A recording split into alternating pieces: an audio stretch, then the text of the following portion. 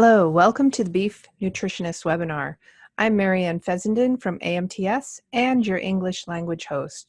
We are holding 5 webinars this year with a focus on beef nutrition, and this is our 4th one. Like our dairy-focused The Nutritionist monthly webinars, these multi-language talks target nutritionists, educators, veterinarians, and progressive producers. The topics will range from precision formulation, increasing efficiency, improving animal health, providing good stewardship, guiding better economics in tight markets, to guidelines for current formulation, feeding for superior performance, and animal feeding behavior. The series is co-hosted by Paula Torillo from Cordoba, Argentina, translating for the Spanish-speaking audience. There will be a question and answer period immediately following the presentation. Listeners can submit questions through me or Paula. A complete recording of archived webinars, as well as the question and answer session for each, will be available later on the AMTS website. For those of you who would listen to the presentation whilst driving, we have converted the videos to MP3 files that can be downloaded to your device for offline listening. This month, we are very pleased to host Dr. Jonas Sartori, a professor in animal and food science at Texas Tech University. After attaining his master's in agronomy from the University of Sao Paulo and his DVM from the University for the Development of Penatal, both in Brazil, Dr. Sartori went on to the University of Nebraska for his PhD and eventually worked as postdoctoral research associate at Texas A&M. Now, with a research teaching appointment at Texas Tech, his focus is on beef cattle nutrition and ruminal metabolism. As manager for the Ruminant Nutrition Laboratory and the Ruminant Nutrition Center, Dr. Sartori fosters basic nutrition and applies research and works to empower undergrad and graduate students. Dr. Sartori is also an active member of the TTU, International Center for Food Industry Excellence, and the Institutional Animal Care and Use Committee. He teaches undergraduate and graduate level courses. Dr. Sartori currently resides in Lubbock, Texas. Today, he will talk to us about improving fiber digestibility. I want to remind our audience to write questions in the chat or Q&A windows. So thank you, Jonas, for joining us. Let me unmute your mic. Okay, great. Thank you very much. Thank you for inviting me. I really appreciate the opportunity to be here, and I also truly appreciate initiatives like this and being able to share ideas and to a broad public, and being able to do this to partners like you guys, and what is most important, for free to everyone, not to somebody. So thank you as well for sponsors by being helping in this program. So you're a crucial portion of this initiative. So thank you again. So we usually this topic, I guess, that becomes quite interesting, because we usually overthink or we maybe underthink, I guess, the better term, or underestimate the opportunity to improve the fiber portion, especially in beef cattle finishing diets.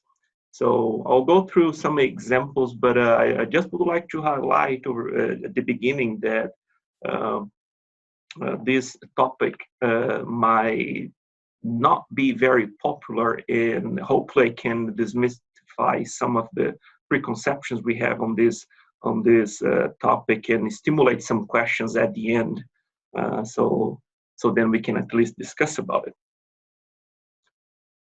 We'll have time for questions at the end, but if for some reason that opportunity, you don't have an opportunity to do that, so we are always welcome to receive you guys here at Texas Tech University in Lubbock. So we'll be glad to give you a tour if you want to as well. So in the next few minutes over here, I'll actually try to crush over here in 3 little words the main, we can say, the main learning objectives of this presentation, and I could actually do that in 3 words over here. And starting over that in the why. So the rationale, basically the reasons why are we trying to improve this fiber digestibility, especially in these beef cattle finishing diets, in which sometimes we relate the fibrous portion only to the aspect of health of the rumen.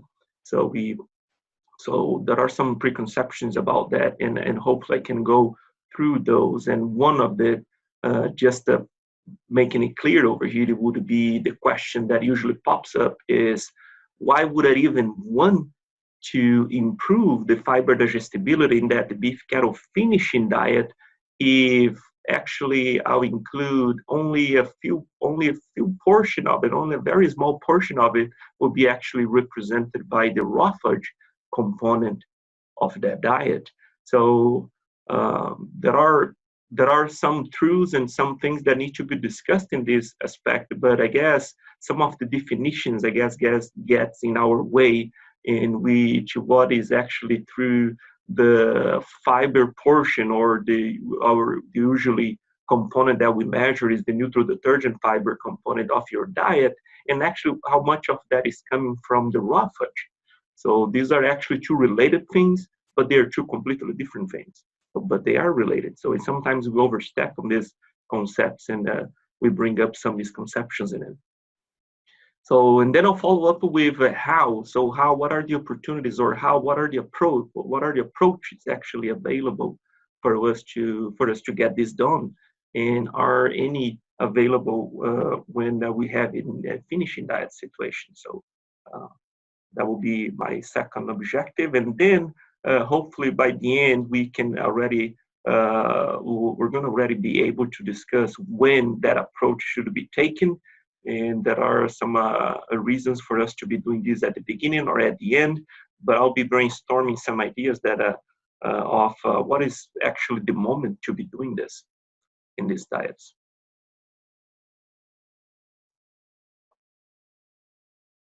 So I just would like to start over here, just kind of general, just putting everyone on the same page. And when I talk about components of structural components of the feed stuff we are feeding to these in these diets, just would like to put everyone on the same page. And this chart has been available on the recent publication of the National Academies of Science, Engineering, and Medicine.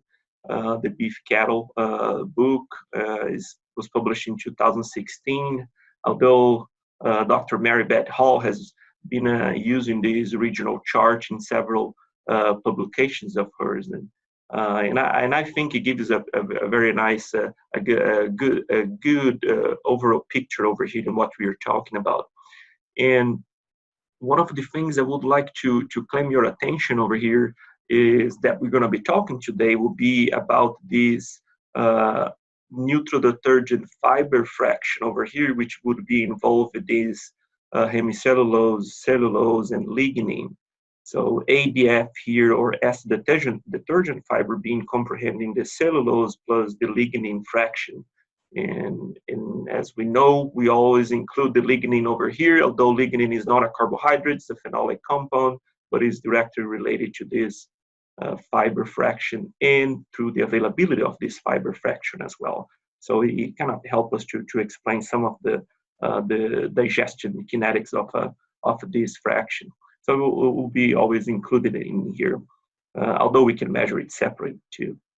And the other thing that I would like to claim the attention is that there are some other fractions that, depending on the phase that we are feeding these animals, we might be more interested in those other fractions, and we are usually trying to improve or processing the feed stuff we are feeding to improve those fractions. And one of the major one would be the starch component. So processing of grains and all that topic in money invested is related here to improve the ability of the starch availability in those phases, although this will not be our focus today. We also need to remember that soluble fiber, though being part of the structural component of the plant, soluble fraction fiber, like pectins, for example, or pectic substances, will also not only provide energy in that diet or contribute with the energy in that diet, but also help to modulate ruminal fermentation. So then perhaps we can improve the utilization of those nutrients. So a combination of these things would actually make our overall diet. And today we're going to be focused only here in this fiber portion over here, although we need to understand that other things are related as well. So with that said, I just would like to bring over here, as I promised in my first topic over there in the learning objectives, is to bring some applied examples. And we're going to base the discussion today on those examples. So in this slide over here, I just brought you a dietary fiber fraction on a percentage of a dry matter basis of a common growing diet. And when I say a common growing diet, I'm actually, it's common to us over here in Texas. It might not be that common where you're listening right now, but I'll go through some of these, and then you can relate with the ingredients you have in your home country or state. So the big blue portion over here, where it says SFC, so that stands for steam flake corn. So this is a grain processing we have available over here, very common in Texas, and this would be comprehending about 27% of the diet, and this again is all on a dry matter basis. Other places we know that do grain processing at different ways, and yes, grain processing might affect the overall digestion of the diet in general. But we have to make assumptions over here and restrict our conclusions to something more specific, but we can discuss about this as well. The yellow over here is the WCGF, which would be wet corn gluten feed. So this is a co-product from a dry milling plant, from a wet milling plant. So this is basically sweetener production, and then we have this co-product that is rich in fiber and non-undegradable protein as well. So this is a very common co-product used in this portion of the country here. And the minor ones over here would be urea, molasses, tallow, and some mineral pack, and all these would be comprehending about 10 to 15% of the diet, and this would be very common standard ingredients. The portion that would be the mainly contributors over here with the fiber fraction of this diet is actually the bottom two over here. So we have this orange over here, which is the orange portion of the pie chart, which would be the sorghum stalks. So these are just leaves and stalks and shanks and everything that is left over post sorghum grain harvesting. So this would be about 25% of this diet. And cotton burrs. So this would be, there are other names for cotton burrs over here, but it's basically a very fibrous component ingredient, and it is also called the gene trash or cotton residue. Cotton burrs is a pretty standard name for us over here. And this would be including about 20% of the dry matter basis of this diet.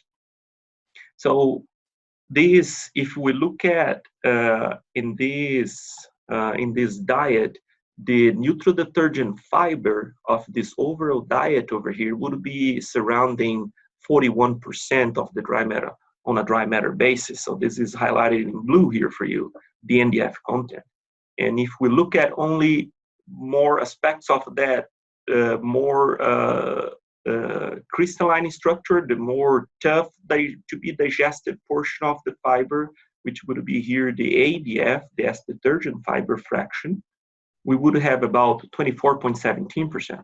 So this would be the overall diet of the combination of all these ingredients together. But if we go ahead and remove all those components that we usually do not consider as our fiber contributor ingredients in our diets, or another term that we usually use if we only look at the roughage component of these ingredients over here, we would end up being with only cotton burrs and the sorghum stalks. So there are some difference between the definition between roughage and forage.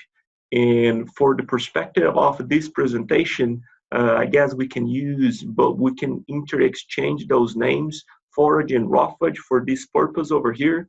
But we need to understand that these forage and roughage are two different things, and the main difference would be that forages would be ingredients that were designed for animal consumption, and then roughages would be everything that actually was not initially designed to be an ingredient for animals to consume, but can actually be used.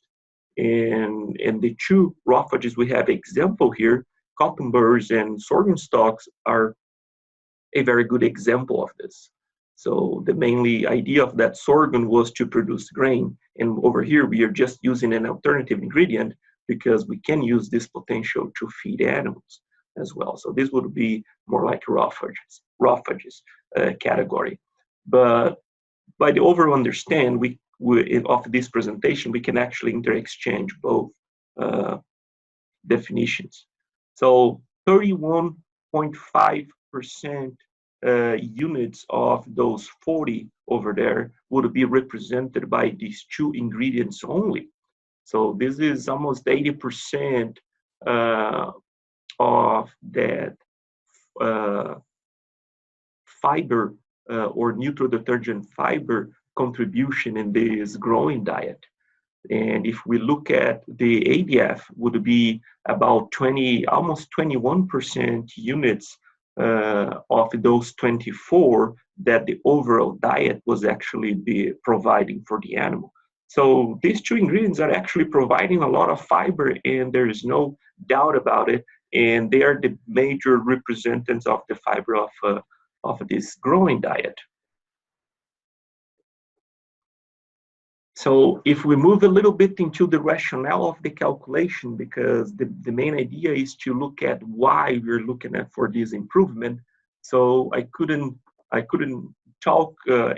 move any further if we couldn't kind of fit this perspective in how these animals are utilizing these carbohydrates or as a source of energy in the diet. So this is a traditional carbohydrate net energy system from California, the California system. And I bet everyone is pretty familiar with this, but I just would like to claim your attention to some of the aspects over here that I'm considering in the calculations and the assumptions that I'll share with you in just a second. So starting over here with the gross energy, so this would be all the energy being provided to the animal, regardless if it is available or not. So this would be from all the ingredients. The digestible energy fraction over here would be very close related to the total digestible nutrients. We know that nowadays we do diet formulations more basically on the fractions that are available for the tissues for the animal to utilize, actually the net portion of the energy.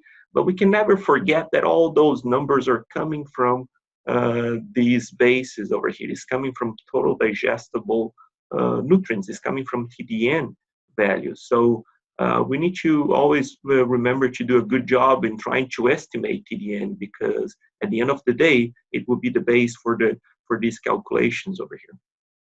So there are several ways to calculate that or estimate that total digestible nutrients. And and we know that we can use TDN as approximate for digestible energy. But I just put it over there, over here, an example from Wise and others here, published in 1992, that we can get very more specific in estimating total digestible nutrients, especially when we are dealing with fiber fractions or fibrous ingredients. So, and in this equation over here, quite long, you can see that lignin, neutral detergent fiber, and the ash content as well as other nutrients can affect the amount of this total digestible nutrients percentage calculated. And there will be equations that will be more closely related to fibrous ingredients, like this one, when you see more of the NDF or ADF or lignin concentrations being required to calculate that number. So there are methods and methods to do calculations, and we need to be familiar with these methods before we simply adopt a number. So after this energy, this digestible energy, and discounting some of the losses in the digestion over here, we get to the metabolizable energy. And we have been using this metabolizable energy to estimate the net energy for maintenance and for gain of allowable for gain in maintenance for these from these ingredients. So the most recent publication of the National Academies of Science, Engineering, and Medicine has proposed over here an equation for this conversion, and the equation is using a data set from beef cattle studies. So this is very valuable, although some of the numbers we used in the previous versions are applicable. Those were all designed on dairy nutrition studies, and so we are glad to have some of this data being shared over here with beef cattle. So then we can have our own equations, right? So so regardless of the method you're using to do this calculation, I guess the key point for this is you need to be consistent of what you're using. So if you're using these equations published more recently, you need to make sure that you're following up with the proper equation to estimate the net energy allowable for gain and for maintenance. So in the past, you have the option to use an equation or just use a single standard number. So if you are using the equation, you need to follow up with the proper equation to estimate the net energy. So I just put it over there, the two equations, so then we are on the same page. And if you're using the one over here for the metabolizable energy in megacalories per kilogram, and if you're using this metabolizable digestible energy ratio used here and published by Gallin in 2016, these are the equations that you need to use to estimate the net energy for maintenance and net energy for gain allowable in these ingredients. So this is just to make sure we are on the same page on where these numbers are coming from, and we don't mix things from other publications and from other versions of these books. So chewing all the previous slide and put it in the same perspective of the initial diet that we were analyzing. So again, what would happen if we have a 10% upgrade in that NDF digestibility? A 10% upgrade in that NDF digestibility. And those two ingredients in the diet, the cotton burrs and the sorghum stalks in our previous example, are contributing with 31.5% units of the NDF of that diet. So is a big fraction of the NDF of that fiber. So if you improve 10% on the NDF digestibility on those two ingredients only, I just put it here in the red box. What is the potential benefit of doing it as far as improving in the net energy for maintenance allowable for available for those ingredients for gain and for maintenance? So inside the red table over here, these first three lines for these two columns is the percent improvement in net energy for maintenance, and on the right side here for gain. So if we look at only for that sorghum stalks hay, or for that sorghum stalks crop residue over there, if you improve 10% on NDF digestibility, you would be inducing a almost 8% improvement in the net energy for maintenance available in that ingredient for maintenance, and about 14% allowable here for gain. And that's a percent improvement. Okay, these are not actually the units. This is a percent improvement. So for the cotton burrs or the gene trash or the cotton residue, whatever is the term you prefer to use over here, it would be an improvement of about 4% on the net energy for maintenance of that ingredient, and 7% of the net energy allowable for gain for that ingredient. And as we know, this is a lower quality product as far as digestibility concerns. So this is an ingredient that is actually very heavy on ash content. So it's not very digestible, if you will. And then the improvement, even when you improve the same percent improvement, which is in this example is 10%, you would have a less additional effect on the net energy when you improve these ingredients, but you still have some if you can improve it. So in a diet, if we just look at the overall diet now, and knowing that these two ingredients are a big portion, but they are not the only thing inside that diet. So they're basically 45% of the contribution of the ingredients in this diet. So the improvement over here for the overall diet would be roughly 2% improvement in that energy for maintenance, and about 3.4% improvement in that net energy for gain.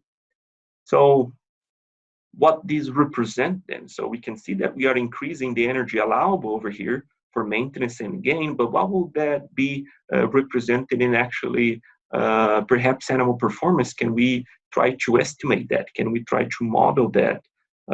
And if we convert this number to metabolizable energy allowable for gain, it means those numbers will be converted to an improvement of almost 5% increase in metabolizable energy allowable for gain.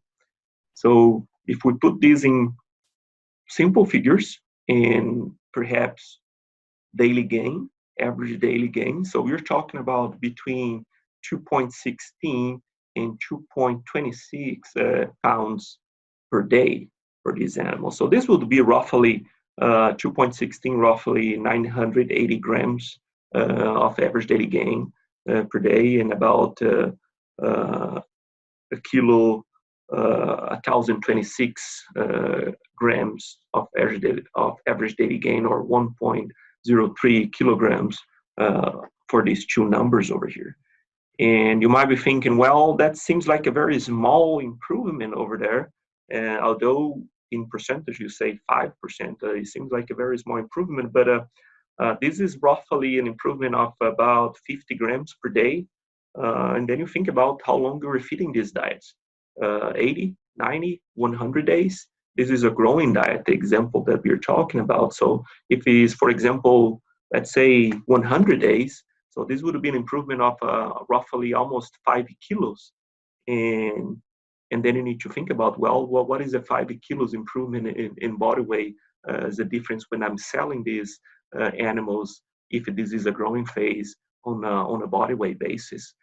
So it could be using prices of today. You can be the judge for that, but it could roughly give you additional 10 to 15 up to $20 per animal if you have that very small improvement actually in that fiber fraction. So, and this is only assuming that whatever strategy you're using over here to improve fiber digestibility, which we haven't talked about them yet, but whatever the strategy you're using here is only affecting the NDF digestibility of those two ingredients. You're not assuming that the other fiber contribution in your diet. And perhaps this is the first hook I would like to make over here, is that these are not the only fiber in your diet. These two ingredients are not the only contributors of fiber, but this is a very conservative calculation, and only assuming the improvement in these two ingredients. So another thing that we need to consider is an improve in dry matter intake. So if these animals start to consume more diet for whatever the reason related to your strategy, so then things really change the figures, because our assumption over here is that you're improving the quality and the animals are eating the same thing.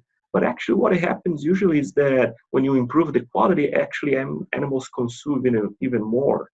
So then the scenario would be even better if the animals are consuming more nutrients. Okay, but this is, again, it's just plain very conservative, showing that if you improve and you don't change the intake of these animals. But always remember that you might be changing intake as well, and usually improving intake. So some of the how now. So we know the rationale, we know what is important, we know that we can get a benefit from it, and then we did a very conservative calculation that benefit might be real. So how can you improve that? And I guess the first thing that I will not even show examples over here, but I'll share with you, and I believe you guys are overloaded with this kind of information from the industry, and is basically selection of ingredients. Those are things that we actually that's usually the first step we do, isn't it? So what is the best source, or what is the best hybrid, or trying to select the feed ingredients based on quality. So this is something that we naturally do. And I guess there's not too much to talk about that other than our ability to actually perform that selection. But selection of ingredients, yes, is in the list. Well-planned, conducted storage practices. We sometimes, upon selection of an ingredient, we forget that we need to store that. And especially when talking about silages, and I'll use silage as an example over here, because I guess it becomes crucial when we talk about silages, and the processing as well. So although some ingredients might have the same name, remember that they might have preservation techniques that were used that are completely distinct, and processing things that we might be able to do it on the forage, and although we call those ingredients the same thing. So you might be bringing, for example, corn silage as an example, or sorghum silage as an example, and then we know that there are several ways and qualities of these two examples that I'm giving, even though we might be using the same ingredient or actually the same hybrid. So there are several things that we need to consider. But I just would like to claim your attention over here, especially from this publication over here recently, and when it was compared corn silage and sorghum silage at two levels of inclusion. And these are beef cattle finishing diets, steam flake corn finishing diets. So on top of the table over here, you see you have the two ingredients, corn silage, and two levels of inclusion, 10 and 20%. This is all on a dry matter percent of the diet, and the same thing for sorghum silage. So just would like to claim your attention over here as far as, first of all, the overall picture over here, which would be we expecting a increased fiber digestibility from this sorghum material over here, because this was actually a brown meat rib sorghum. And we know that some of these selection from these hybrids of sorghum is to improve the fiber digestibility component of it. But the claim I want to make you here is that, well, that actually didn't happen over here. And then these are inside the table. You have the apparent total tract digestibility of these components, dry matter, organic matter. But we just look at in the NDF, the neutral detergent fiber digestibility here. We see that this sorghum was actually had a lower fiber digestibility compared to that corn silage. So one of the points we need to make over here is that when these assessments are done, they're usually done upon forage or harvesting. And then you analyze the fiber, and then you analyze the digestibility, and then you show the improvement because usually you have less lignin in those type of hybrids. And that's true, and that's well documented. But always remember that there is a long journey between you plant something and then until the animal's consumption. So what about the harvesting method? Are you wilting these forage, for example? So we know that when we wilt these forages are laying down on the field, and when you're collecting these to chop the next day, you're bringing soil particles as well, very likely, and then you're increasing ash inside your silo. You're indirectly inoculating your silo with soil. So think about the quality of this silage. So sometimes, even though the selection of ingredients was done priorly, you always need to remember that there is a long journey between you planting that and you feeding to the animals, especially when you are talking about silages. Especially when you're talking about silage, the fermentation process in that perspective will be crucial. Harvesting as well, and the quality of the techniques you have been using. So only selecting forages based on the quality upon harvest might not be the best approach. So how good you are on storage in that forage, and can you actually do a good job on it, or can you improve at least? So those are things to be considered as well. I just would like to share here pretty quick in that same study. So they show here the average ruminal pH on the left side, then by hour over here, hours post feeding, what happened when we have those treatments fed to the animals, the ruminal pH. And I just would like to claim your attention over here. That's the only line that is different over here is the very bottom line, which is when corn silage at 10% on a dry matter basis was fed. So everything else was above over here, and they were not different among each other. And just showing you that even though when you use a 10% sorghum silaging inclusion, it was comparable with a 20% silage, corn silage inclusion. So you are removing about 10% units 10% units of your forage over here, and you're still keeping the standard of a ruminal pH as if you had 20% units of the corn silage. So another things to be considering as well is, well, can I use these lower digestibility ingredients and then perhaps improve some of that, and then at the same time being capable to keep high grain or byproducts concentration in the diet without affecting the overall health of the rumen. So selection of ingredients is not truly based only on the quality, on digestibility, upon harvest of the forage, but you might be willing to consider as well some of the what's going on inside the rumen after you actually feed these ingredients and when they are combined all together inside the rumen of the animal. So this combination might be important as well. So other than selecting stuff, so can you actually take something that is low quality and improve it? Yes, you can. I could share over here several publications, and I'm just claiming here the attention of this very known one in 2015 when it was assessed the corn stover, or that corn crop residue improvement by the addition of calcium oxide. So, and I adapted the table over here just to be a clear cut.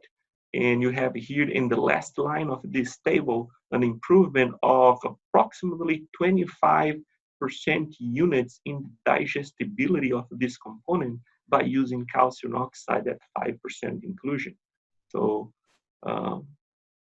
so can we achieve, and this is a fairly low quality ingredient, but you went from 40, almost 45 to almost 68% NDF digestibility. So can we achieve those things? Yes, we can.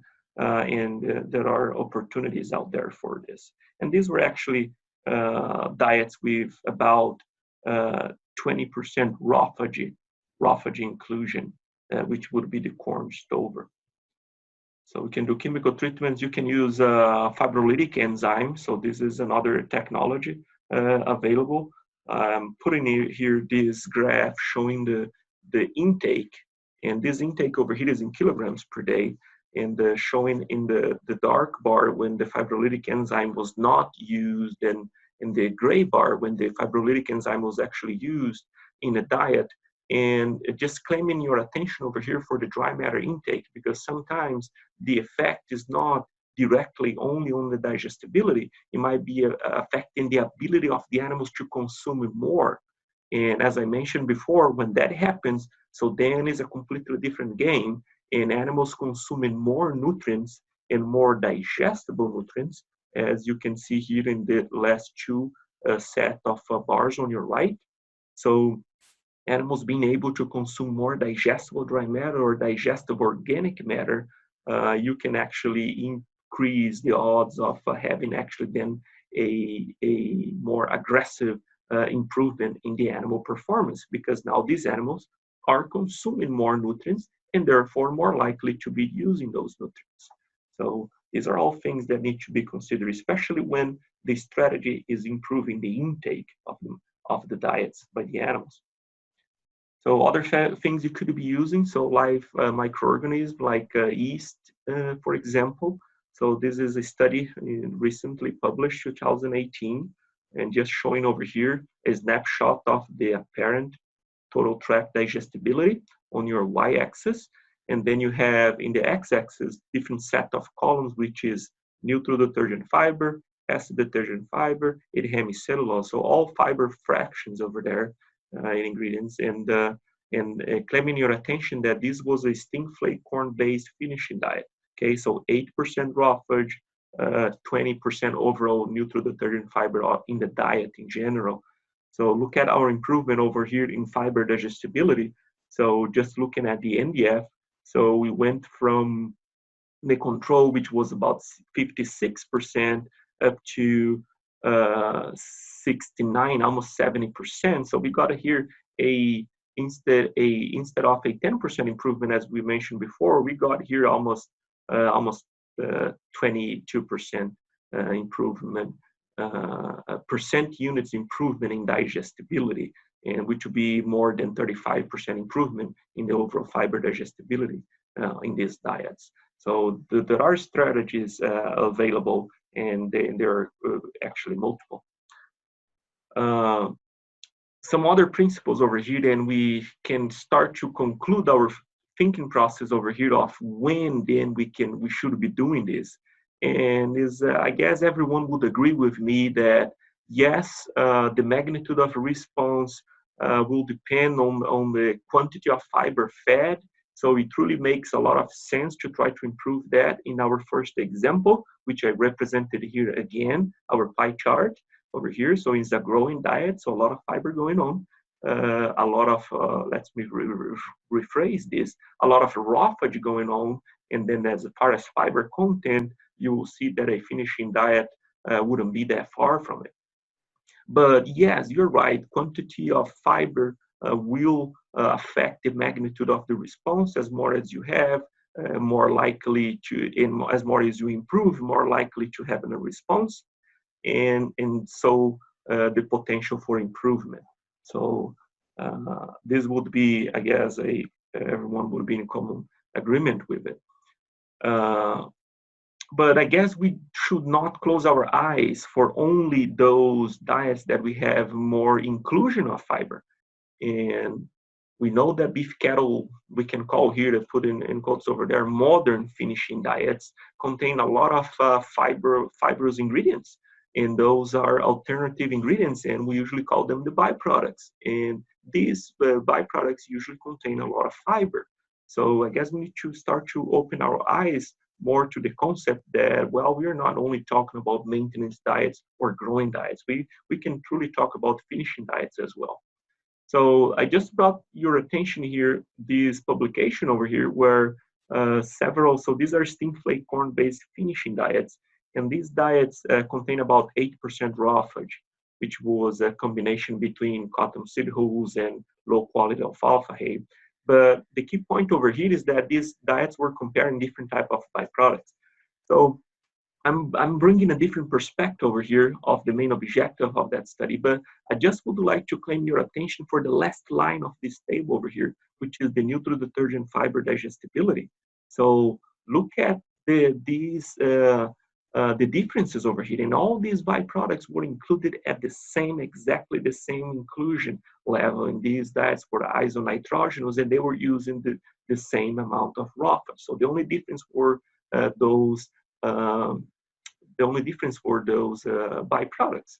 And look at that, all of them are from the ethanol plant. So all these ingredients are from the dry milling plant. So distillers grains plus soyables and wet distillers grains plus soyables. And the difference over here, not getting too many details, is that some of these products are from distillers grains from corn, distillers grains plus soyables from sorghum, or distillers grains from a combination of corn and sorghum. So that was the mainly goal for the comparison over there. But I just would like to claim your attention that even though using the same name type of byproduct, the same level of raw fudge, look at the NDF digestibility of this diet, and they differ over here significantly, and biologically significant as well. It's not only statistical difference over here. So we are talking about 15 to 20% units different in fiber digestibility. So you can look at this with the bad eyes saying, okay, I will not use that one. Or you can look at this with the smart eyes, I would call, and say, well, can I use that one and then improve it, or use for a different purpose over here, a different strategy in my diets. So we need to open our eyes for these things.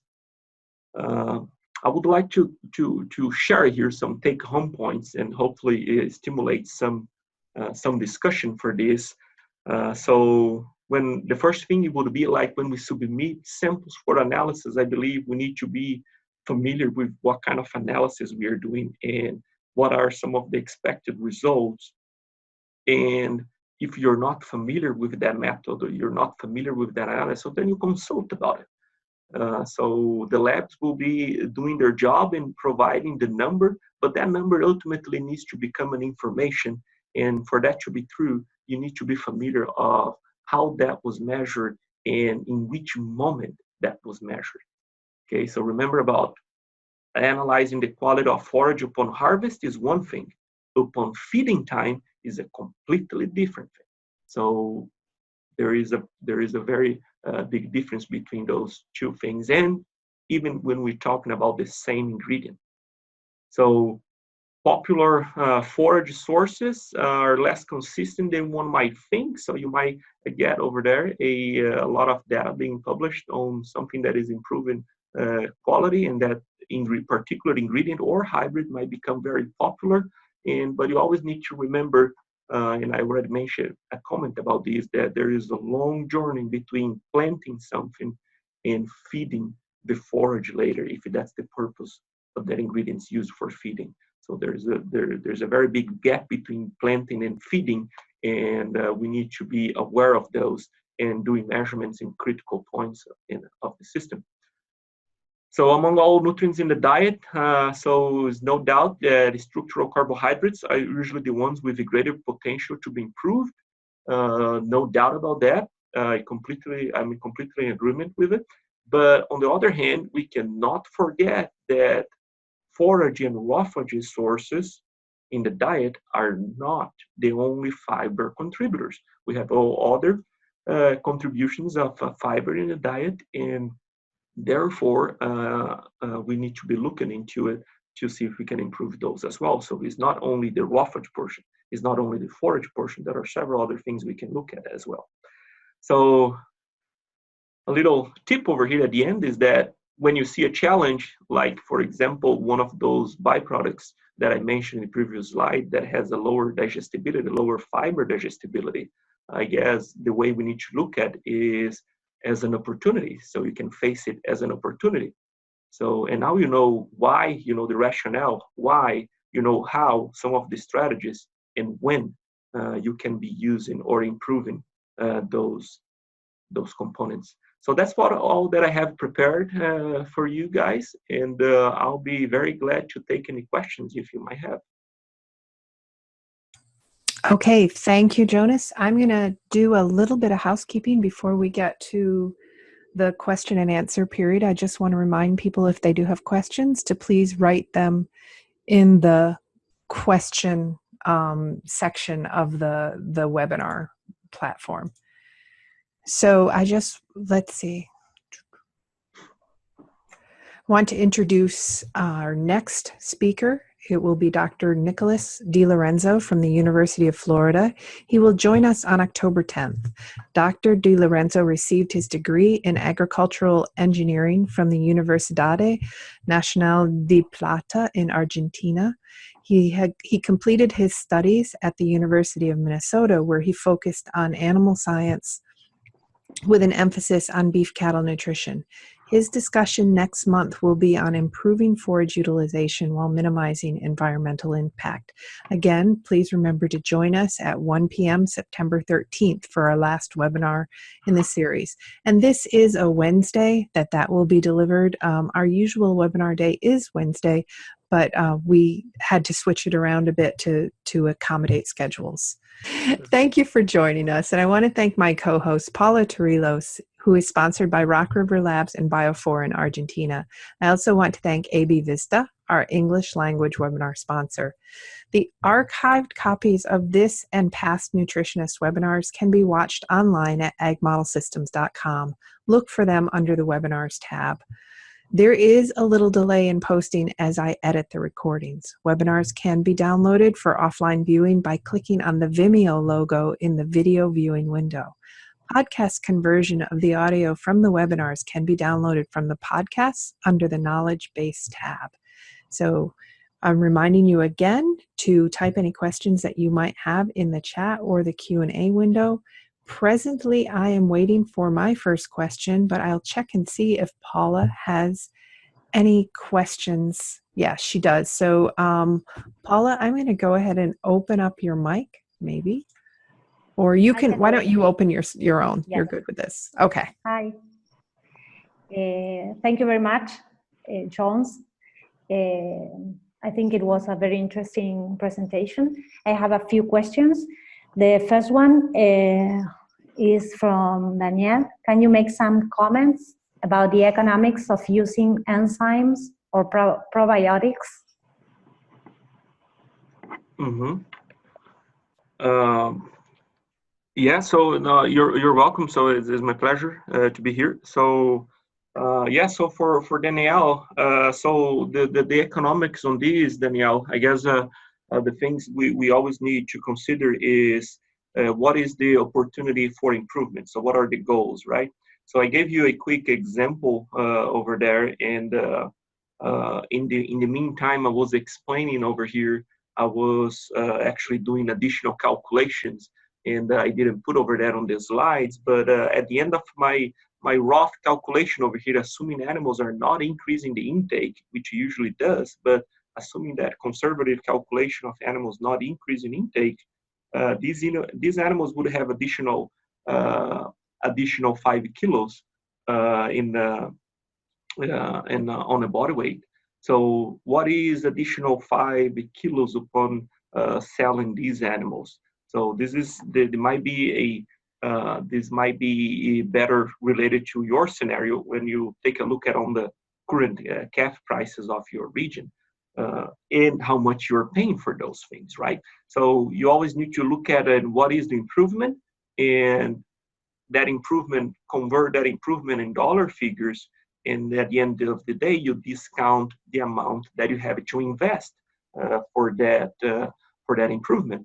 Usually usually those technologies will will cost less than our improvement over there, which was about $20 per head or $15 per head. Usually they will cost less than that.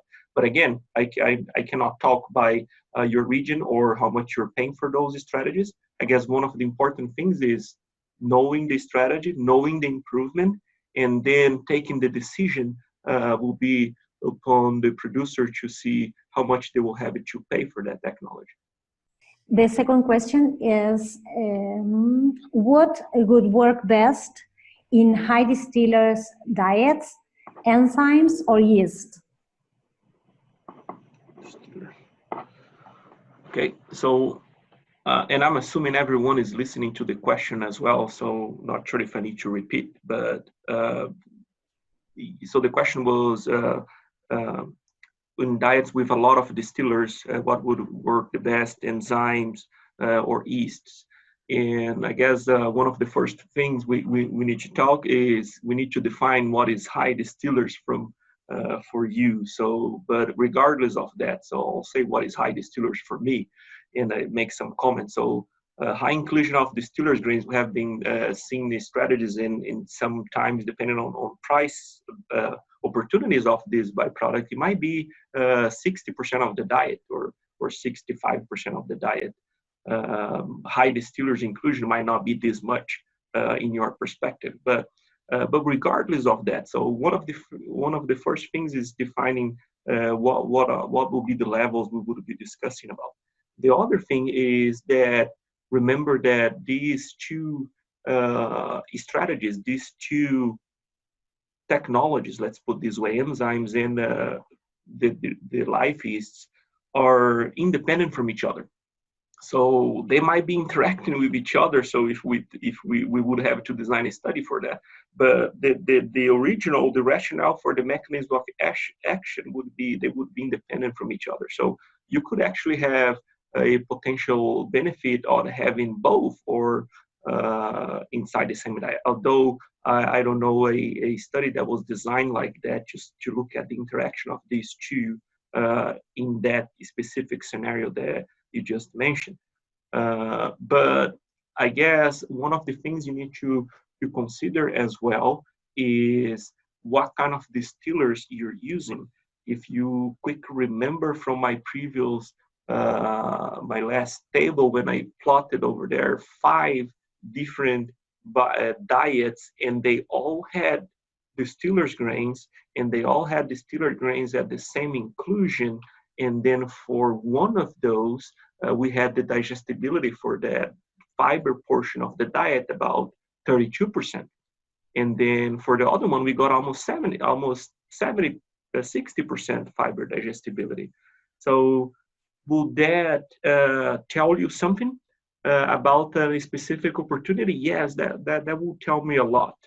Because if you're using something that is directly affecting the degradation of the fiber component, and the fiber digestibility is the mainly challenge that you are facing with that ingredient, that makes me believe that one strategy would be better over the other, like the fibrolytic enzymes, perhaps.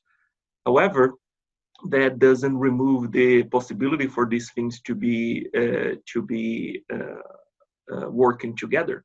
So those yeasts would be still be capable to be using to be degrading that fiber, and perhaps actually using some of the fat in that diet, the lipid content, as a source of energy in improving that potential work. So I guess both have potential, and one might overlap the other throughout. And you might have a specific preference when you know the gap that you're trying to cover. And the distillers example over there was a good one, because although we call them all distillers, they are not all the same, right? And knowing the challenges and knowing the product that you are working with will give you a better route to decide which strategy you might need to use. Yes, I wrote you a message because it was diets with 40% distillers from corn. They used wet distiller grains and condensed distillers with solubles. And that would and those are high fiber diets. And then how high fiber? Well, this diet will be high fiber only by the fact of including all these distillers. But by high fiber diets, do you mean a lot of a forage inclusion, like silages? Yes. Or okay. The rest is forage.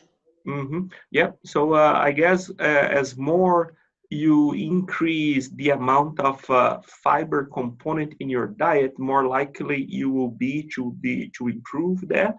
And then I would be more leaning towards to the fibrolytic enzymes once we know that direct effect of that strategy on the fiber component. But again, that doesn't eliminates the possibility of the yeast also be capable to work with the fibrolytic enzymes because they would be acting by independent mechanisms. But as more fiber we include in the diet, more makes me believe that pre-treating with fibrolytic enzymes would induce you to better benefits. But again, these are two individual mechanisms. Great. I have another question. Could you explain more about the use of calcium oxide to improve fiber digestibility? Yes, I can. So I have a couple of jokes about that as well. So, but I'll limit myself over here to the time and be as professional as possible. So the calcium oxide, it would be basically an alkaline treatment. So we are trying to hydrolyze some of this fiber component, and it works well. Although every time we are trying to include a chemical treatment, on forests, you always need to think about labor and some of the logistics of it, right? So that study that I mentioned over there was actually developed at University of Nebraska, and that was actually during my time I was around there. It wasn't my particular research project, but was around the time I was there. And I always need to remember that these chemicals are exothermic, provide exothermic reactions, so they produce heat when you're doing it. So you need to go through the details, and you can go to that reference, and I can provide the reference as well. It is in my slide over there to take a look at some of those details, because the percentage of the dry matter of your mixture or the amount of moisture you're adding to that diet will be important as well. So then you don't catch things on fire. So literally firing up your mixer. Another thing that is interesting is that usually those, that's not a requirement, but those are usually processes that you make the chemical treatment and then you preserve that forage somehow. So the way it is commonly done is you treat the forage and you put inside a bunker silo or a trench silo or a bag silo. You try to preserve that forage somehow, because you wouldn't be willing to be treating and do that every single day. You might, but always think about logistics, isn't it? So the strategy is there, the improvement is there. Are you capable to do it, or will that become a burden in your operation or not? So usually when we involve storage to the process is when we make things possible, especially when we are adding processes. So if you can preserve that feed stuff in a period or make that process in a period that you do not have any intensive labor issues going on, so then you can do that in a different time of the year, so then you can have it preserved for the rest of the year. So I guess or for a period, or for a portion of your feeding period. So I guess the points for that is the technology really works. This is really not new. This chemical processing of forages has been around since long time. The concept is coming back again due to now we replacing grains with those chemical forages, treated chemical forages, rather than only replacing forages as it was initially proposed in early times. So I guess the topic is coming up again is just because we're kind of open our minds for different concepts like replacing grain only rather than only replacing forages. But I guess the key point for that is logistics. When are you going to do? Safety first. So make sure that you're going to the proper water inclusions. And usually if you can add a storage component, that will help you in all the items above I just cited. So, which is the crude protein content in the diets you showed us? Continuing, when you improve fiber digestibility, do you reduce corn inclusion? If I so the question is if when I improve fiber digestibility, if I reduce the protein inclusion, is that the question? The first question is, which is the crude protein content in the diets you showed us? Okay. And then when you improve fiber digestibility, do you reduce corn inclusion? Oh, corn inclusion. Okay. Yes. Okay, thanks. So for the first portion is when I guess one of the things is there are things that you can formulate for, and there are things that you just go with it.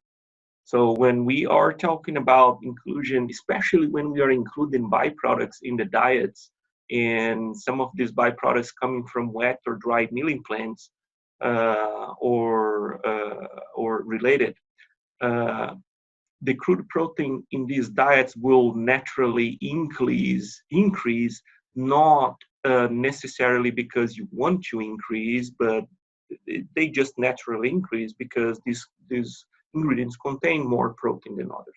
So for these distillers grains diets over here, so those were about 16% crude protein on a dry matter basis. Again, did we formulate the diets to be to have that much protein? That was not the intention, right? So that was because we were using about 25% inclusion distillers grains. So that's one of the points. So, but I can add to that question being, would I increase or would I decrease the protein in that scenario? So I'm just adding to your question. So I guess it's getting to the point that I'm kind of interested right now. So, and the point I want to make is that is, if you only look at for the literature or what we currently understand about the nutrition is if you have more available nutrients to be digested inside the rumen, and if you want to maximize ruminal microbial synthesis, yes, you would need more nitrogen over there. That nitrogen being coming from the diet or more nitrogen recycled. But regardless of the source, we would be in agreement that we would need more nitrogen or more protein in that diet.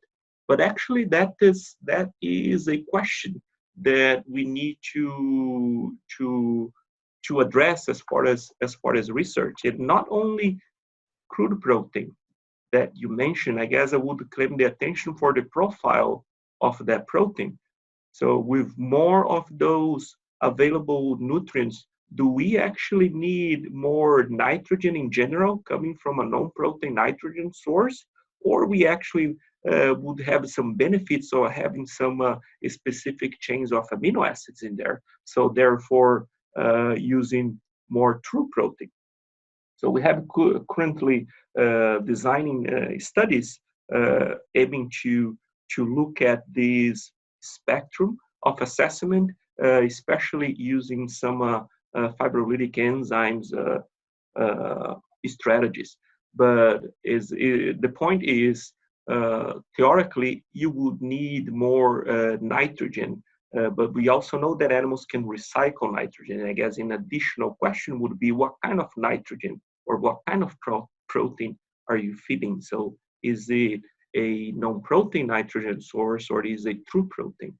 And even if it's a true protein, a follow-up question would be, what is the amino acid profile of that? So perhaps also how much undegradable protein we are feeding, and is this nitrogen being capable to be recycled? So those are all good questions, I guess. It wouldn't hurt anyone to have enough available protein for ruminal degradation. The current models will require you to add more nitrogen if you have more digestible nutrients. So if you're following, regardless the model you're following for formulation, I guess you would be asked to add more protein if you are improving the nutrient digestibility for the animal, for the other fractions. So I guess there is an important point that need to be considered. Never forgetting that animals can recycle nitrogen as well. Would I decrease, the second point is, would I decrease corn in my diet? I guess the point is, are we trying to, so what is the overall objective, right? So are we trying to induce an improvement, or we are trying to improvement in growth performance, or are we trying to minimize the costs attributed to the feed management? So are we trying to make this diet cheaper or less expensive, or we are trying to get more growth performance? I guess that's the goal. There is no right or wrong over there, because that's a economical decision that the producer needs to take. But I guess the answer will be related to that. So if you want to only to minimize the cost of the diet and achieve the current same performance you already have, so then yes, you might be replacing some of the corn in that diet. And if you're willing to improve that growth performance, so then perhaps you keep the same diet and adding a strategy that can actually improve that diet. So then perhaps you can have more or an improvement in growth performance as well, with, of course, raising the cost of your diet, because you would have to add the cost of that strategy.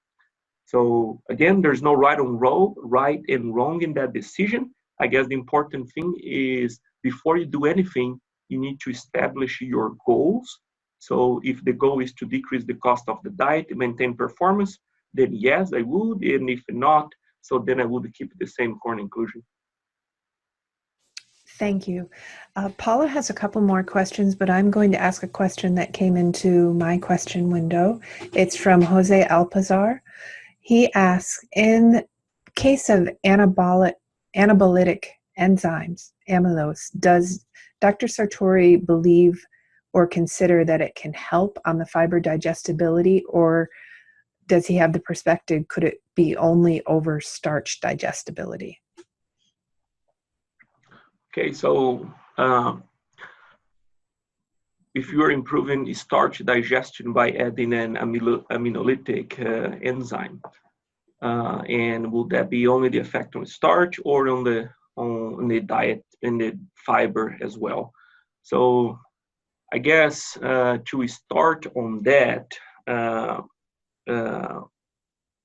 one of the important aspects to consider is, what kind of an environment are we creating inside the rumen, so then we can allow fiber to be digested.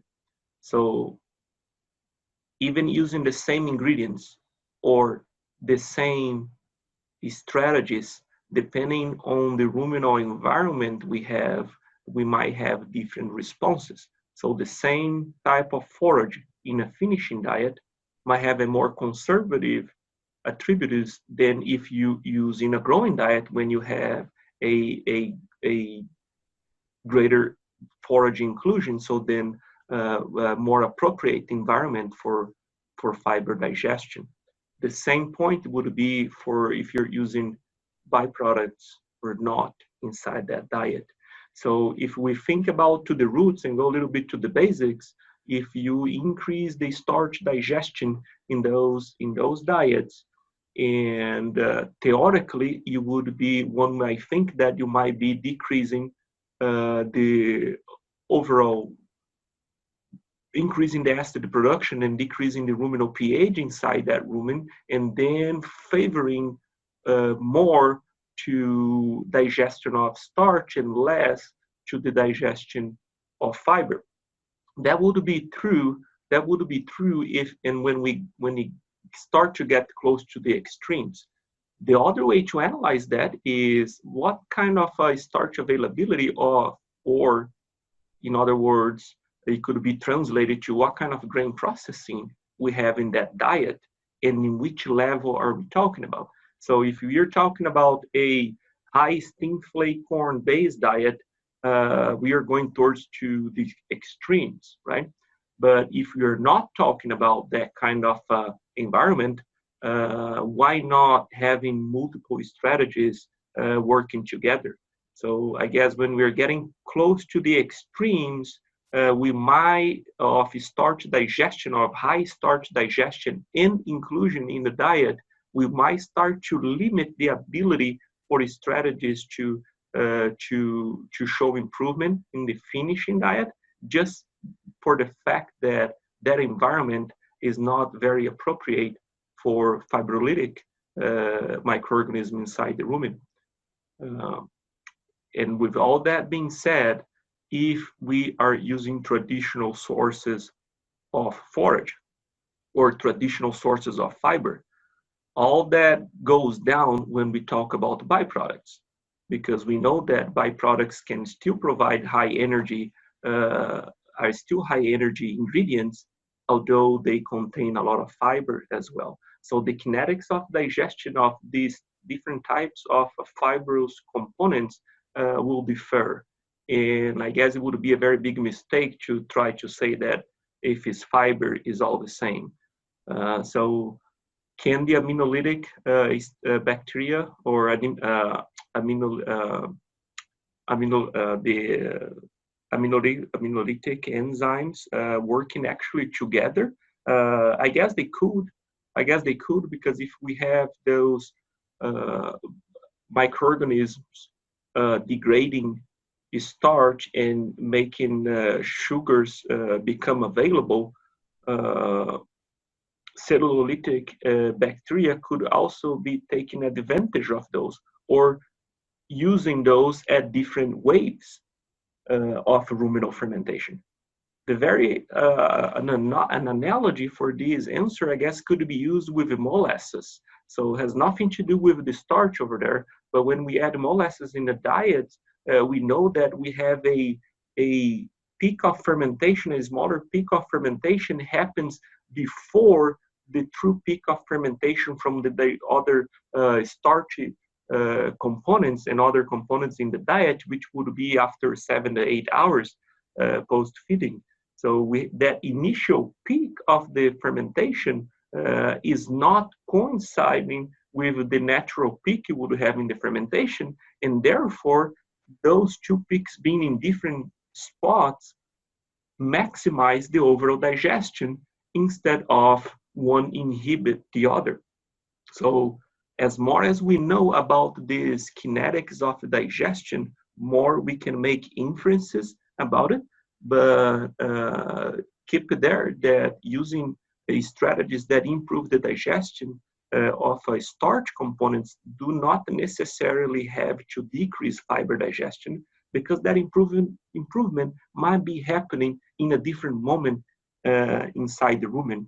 And then at the end of the day, this animal is not negatively affected, or we are not, in other words, decreasing too much the pH, because that is happening in different moments inside the rumen. I guess as more available is a nutrient, earlier will be that peak of fermentation, which will not coincide with the fermentation of the other fractions, which will be roughly between 8 to 12 hours post-feeding. Okay. Go ahead. This is a question from Carlos. In Argentina, the industry does not like animals with excess of intramuscular fat. And that is what happens when we rear animals in feedlots. What would you suggest as the optimal level of fiber to prevent this? Okay, so completely different than what we like, I guess. But regardless of that, so regardless of trying to justify preferences over that, I guess one of the points is up to which level are we feeding these animals? I guess one of the things before that is what is the genetic potential for these animals to actually have intramuscular fat? So that's one of the things. So if starting from the assumption that yes, these animals have the genetic potential for this type of tissue deposition, the intramuscular fat, and then how can you dose your diet? How can you dose your diet to achieve that specifically characteristics, which in this situation you're saying here is less intramuscular fat. So we usually work the opposite over here. We always look for things to increase the intramuscular fat and not the opposite. But just thinking in backwards over here for your question, we know that intramuscular fat will, or any adipose tissue deposition will increase exponentially towards to the end of the finishing phase. Actually, intramuscular fat is a linear increase in the carcass of the animal, different from fat on the surface that exponentially increase at the end of the finishing phase. Okay, so the intramuscular fat will actually be gradually and continuously being deposited throughout all feeding phase of these animals. So, but we know that there are some substrates of preference for that type of tissue deposition, especially the intramuscular fat. So we know that starch or non-structural carbohydrates are the preferred sources for that tissue deposition, the nutrients for that type of tissue deposition. So I guess it will be a combination of how long are you feeding these animals and with what are you feeding. So you can actually have a diet with a lot of grain, but if you don't take these animals up to that finishing point, you wouldn't achieve those levels anyways, because you're not getting the animals up to the point you want as far as the finishing. If the intramuscular fat was the objective. Looking at them backwards, so you don't want the intramuscular fat, I guess.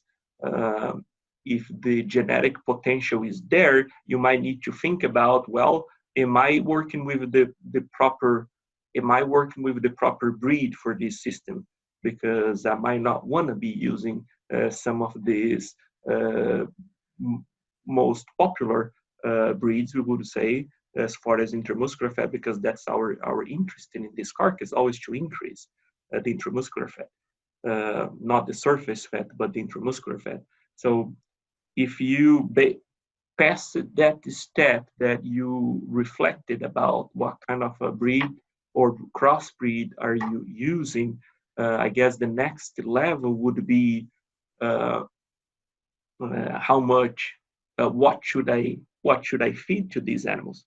And always remember, as more starch you include, more likely if the animal has the potential for intramuscular fat, more intramuscular fat you would be more likely to have.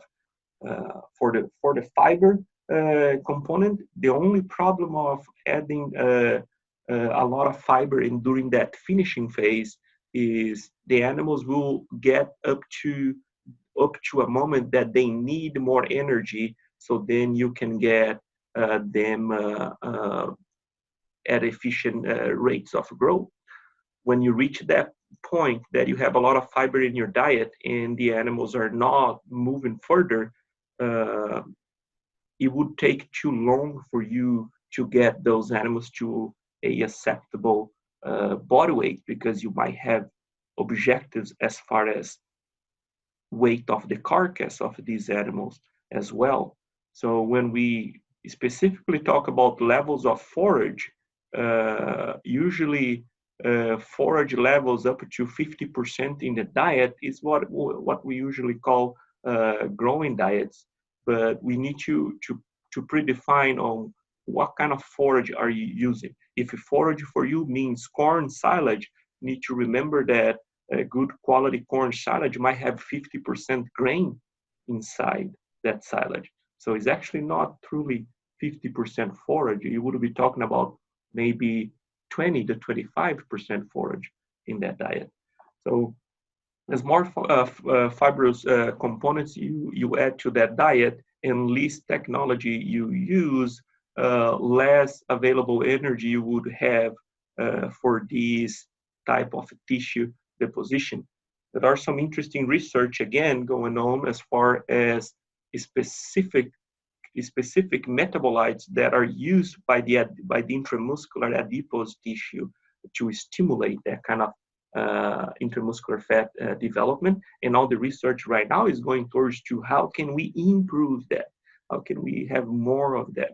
And I guess if the objective is the opposite, perhaps we need to be thinking about instead of the diet, maybe a very large impact you would have if you first think about genetics of the animal. So then you be selecting towards to against that trait, or selecting a breed again that goes against that trait, or has no potential for that trait, or less potential for that trait. And then whatever feed sources you have, because at the end of the day, you're going to have to be profitable, right? So you might be thinking about, okay, tell me the level of forage, and I tell you 50% forage or 60% forage. But what if that's not the way economically that they're going to work in your system? So I guess, again, the first thing would be put the objectives on the top, and then see what are the factors that affect that objective the most. And in case of your example, I guess it would be genetics, the first one, and then everything else will be below that. And then when you get to the level of the diet, you're going to have to be working with a economical diet over there at the end of the day, regardless of the specific nutrition. You're going to have to be balancing that diet based on available ingredients you have and cost of those ingredients.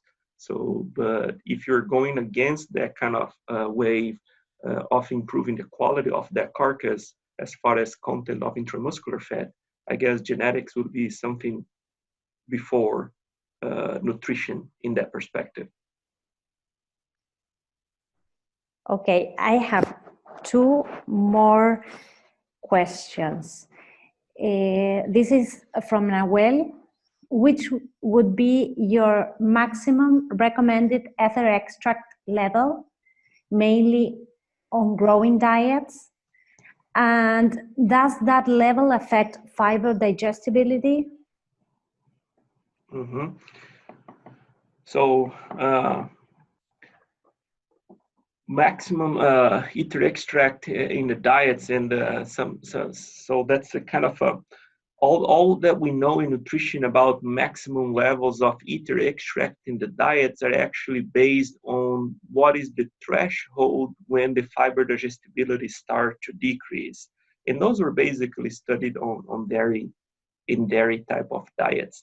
And then you get to the traditional number that everyone's would say, talk about, that don't go over 7 to 8% ether extract in the diet, because you might start to have a negative effect on fiber digestibility.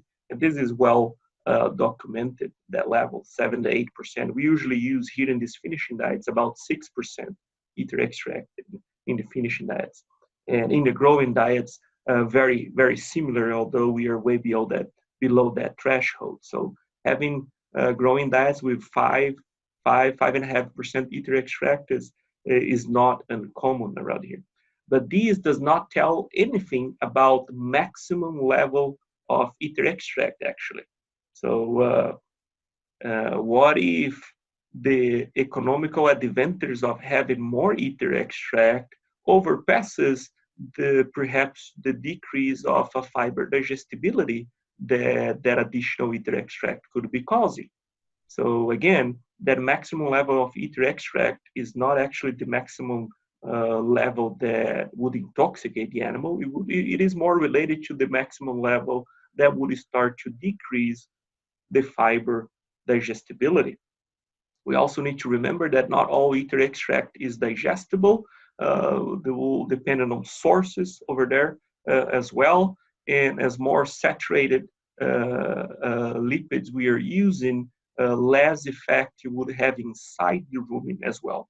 So in other words, are you using tallow, or are you using oils or vegetable sources? So those would be things that would affect as well. But all these things actually, again, they are not directly related to the toxic level of the animals. They're more related to the point that that 7 to 8% in the diet dry matter would be related to the point that animals the rumen start to decrease fiber digestibility. And those were usually studied on dairy diets, which is those will be diets with a roughly 50% forage. That's I guess that's my take home from it. Great. And finally, some participants are very interested on the use of calcium oxide, and they want to know something more about the logistic, besides the publication you told us. How you apply the calcium oxide, and how do you manage it? Okay, yep. So a little bit more of the details. So a little flashback from the past, my past over here. So it gets, so the homogeneity of the material, how good you are on mixing that stuff, the best you are doing that, more likelihood you have to improve the effect, because then you would have that distribution of that product over the material more in a more homogeneous way. So then you would improve the effect. So how can you do that, in different words? So the way that study was performed is the mixer, the truck mixer, was used to do that mixing. So we have the forage. That forage was about 90% dry matter. That 5% calcium oxide was diluted up to the point that the dry matter of the mixture was around 50%. The dry matter of the mixture between water and the calcium oxide and the forage all mixed together to get an objective of about 50% dry matter. And the reason for that is we could guarantee mixture, and we would avoid that exothermic reaction to be strong enough to catch things on fire. So that was about 50% dry matter or 50% moisture in that mixture. So the exothermic reaction was happening, although we had enough water over there, and they wouldn't have time to catch those things on fire, or potential to incinerate the material.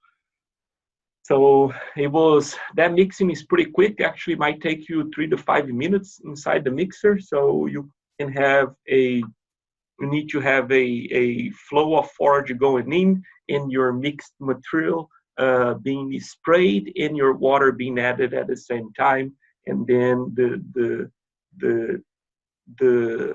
mixer be maybe just in front of a bagger. So then when it is using the compartment of the mixer that where the forage will exit, that spout of the mixer will be just right inside a bagger machine.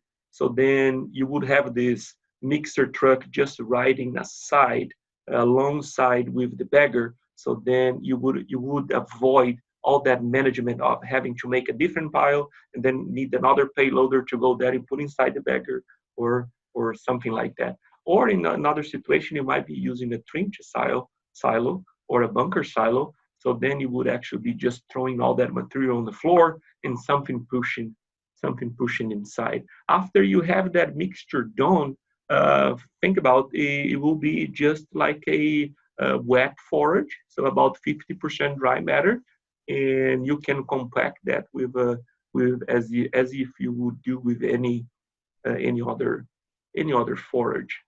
So that would be more of the would be more of the logistics of it.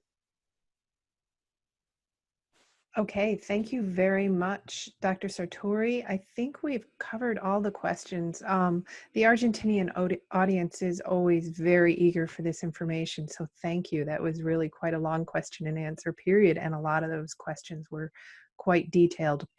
Paula, thank you for joining us. Yes, thank you for the translators. I know we had sort of a new old batch this time. Yes. So some friends that started with us a long while ago. So if we don't have any more questions, Dr. Sartori, thank you so much. It was really a pleasure. And everyone who joined us, thank you as well.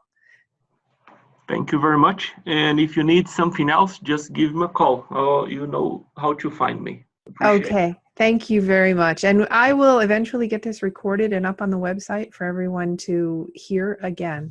So again, have a good rest of the day. Thank you, everybody. And we'll sign off now. You as well. Bye-bye. Bye.